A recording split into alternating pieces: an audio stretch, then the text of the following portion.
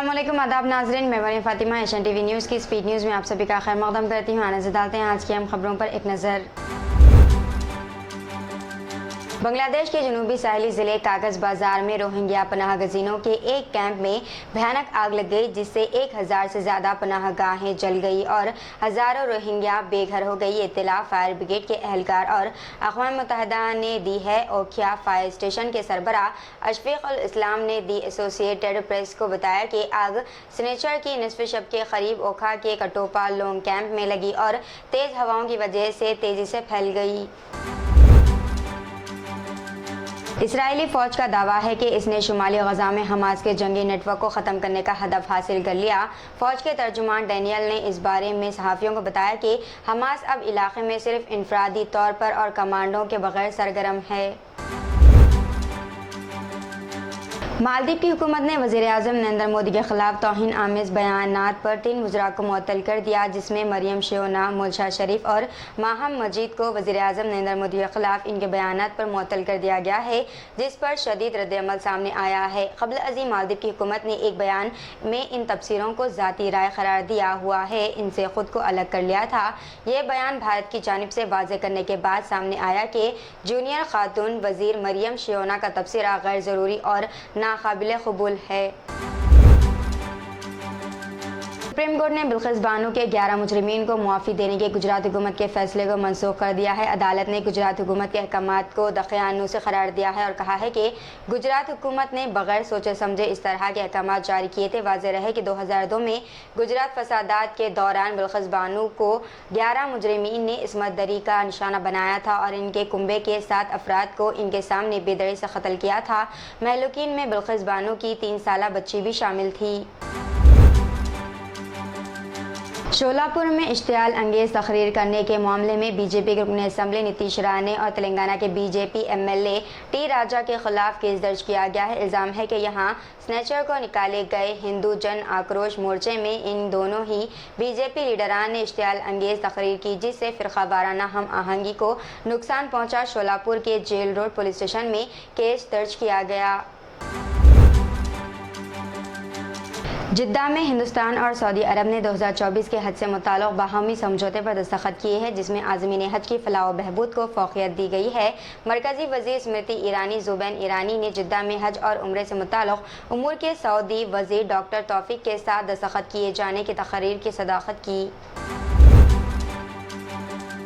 तेलंगाना हुकूमत की गारंटी ने स्कीमात के लिए दरख्वास्त दाखिल करने वाले होशियार रहें। बाज़ धोखेबाज प्रजा पालना प्रोग्राम के दौरान स्कीमात के लिए दरख्वास्त दाखिल करने वालों से रब्ता कायम करते हुए इनका राशन कार्ड मंजूर हो जाने या फिर गैस सब्सिडी मंजूर होने या वजीफ़ा मंजूर होने की झूठी इत्तला दे रहे हैं और कार्रवाई आगे बढ़ाने के नाम पर दरख्वास्त गुजारों से इनके फ़ोन नंबर पर आया हुआ OTP नंबर पूछ रहे हैं।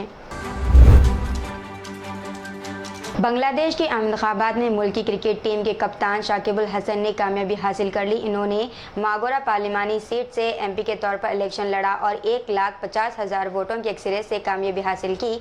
36 साला शाकिब उल अवामी लीग पार्टी की जानिब से इंतखाबी मैदान में उतरे थे। चंद दिनों तक ही इंतखाबी मुहिम चलाने के बावजूद वो भारी अक्सरियत से जीत गए। शाकिब उल इंतखाबी मुहिम के लिए चंद रोज़ क्रिकेट से दूर थे। शाकिब ने आखिरी बार वनडे वर्ल्ड कप 2023 में खेला था।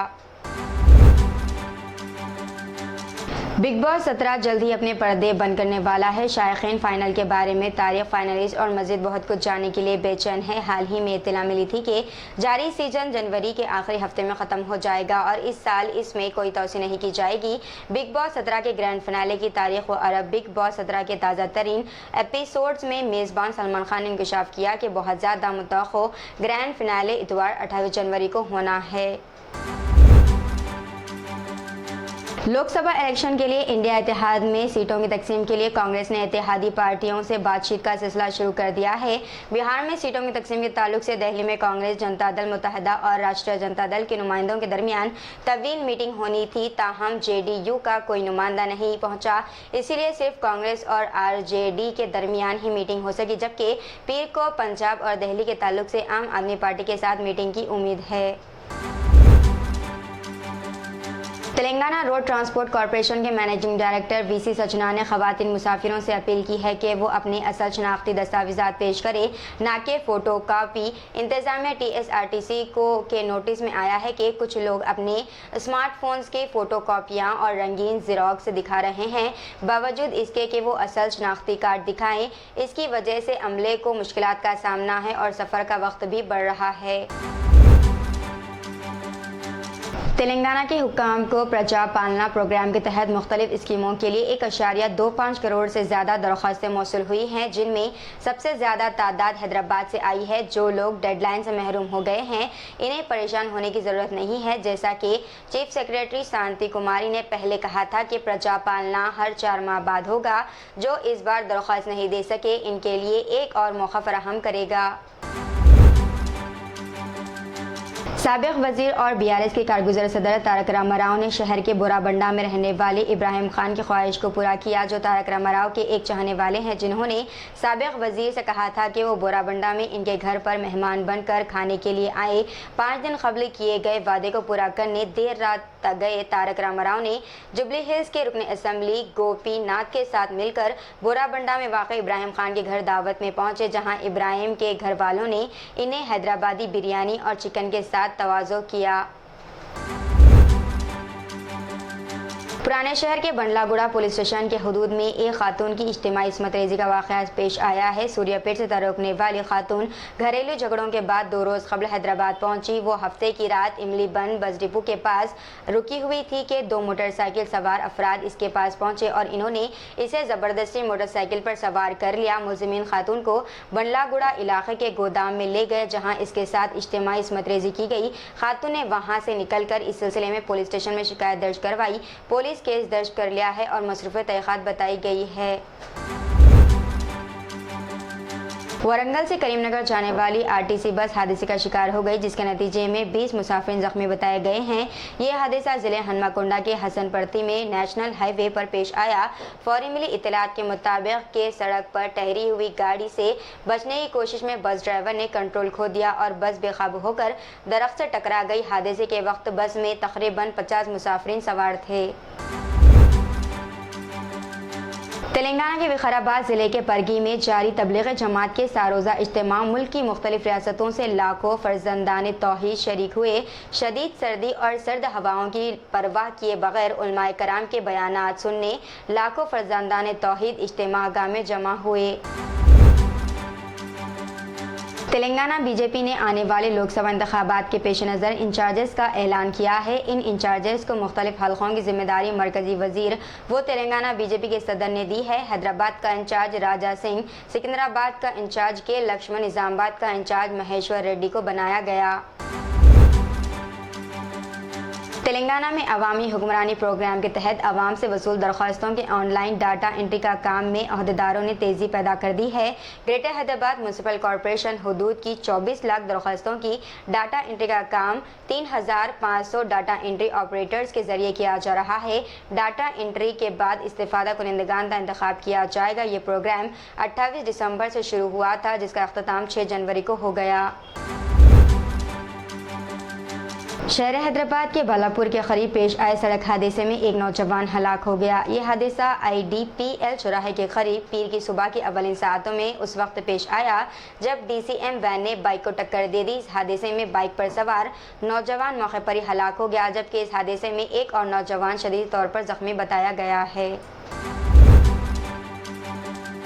باپ کی موت کے صدمے پر اس کی آخری رسومات کی تیاری کے موقع پر بیٹی کی بھی موت واقع ہو گئی۔ یہ دل دہلا دینے والا واقعہ تلنگانہ کے محبوب نگر ضلع میں پیش آیا۔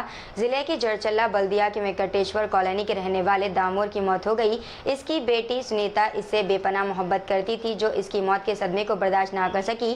وہ اپنے والد کی آخری رسومات کی تیاری کے دوران گر گئی، جس پر اس کے رشتہ داروں نے اسے علاج کے لیے فوری طور پر اسپتال منتقل کیا گیا، جہاں ڈاکٹروں نے اس کا معائنہ کرنے کے بعد اس کو مردہ قرار دیا۔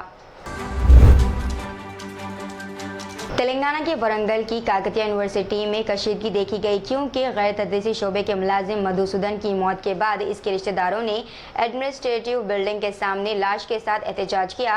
इसके रिश्तेदारों ने इल्ज़ाम लगाया है कि कॉन्ट्रैक्ट मुलाजिमत करने वाले मधुसूदन को 13 लाख रुपए के बकाया जात अदा शुदनी है। इन्होंने इल्ज़ाम लगाया कि यूनिवर्सिटी के अहदेदारों की हरासानी के साथ इसने खुदकुशी की। एहतजाजियों की हिमायत यूनिवर्सिटी के तलबा तंजीम ने हिमायत की। शहर हैदराबाद की कुकटपल्ली हाउसिंग बोर्ड कॉलोनी के मॉल के करीब कार की हलचल का मामला ताख़ीर से सामने आया है। देर रात में हालत नशे में कार चलाते हुए एक शख्स ने इसका तवाज़ुन खो दिया, जिसके नतीजे में ये कार बाइक से टकरा गई। इस हादसे में 2 अफराद शदीद ज़ख्मी हो गए, जिनको इलाज के लिए अस्पताल मुंतकिल किया गया। इनकी हालत तशवीशनाक बताई जाती है। तेलंगाना के करीमनगर ज़िले के तम्मापुर मंडल में वाक़ आपाशी के दफ्तर में चोरी की वारदात पेश आई। चोरों ने इमारत में दाखिल होकर कंप्यूटर्स और अहम फाइल्स की चोरी कर ली। Rajiv Gandhi International Airport police ने मुंबई से हैदराबाद जाने वाली परवाज़ में अमले के साथ मुबैना तौर पर बदतमीज़ी करने के इल्ज़ाम में 2 अफराद के खिलाफ कार्रवाई की। इन दोनों का ताल्लुक टोली चौकी से बताया गया है, जिन्होंने परवाज़ में परेशानी पैदा की थी।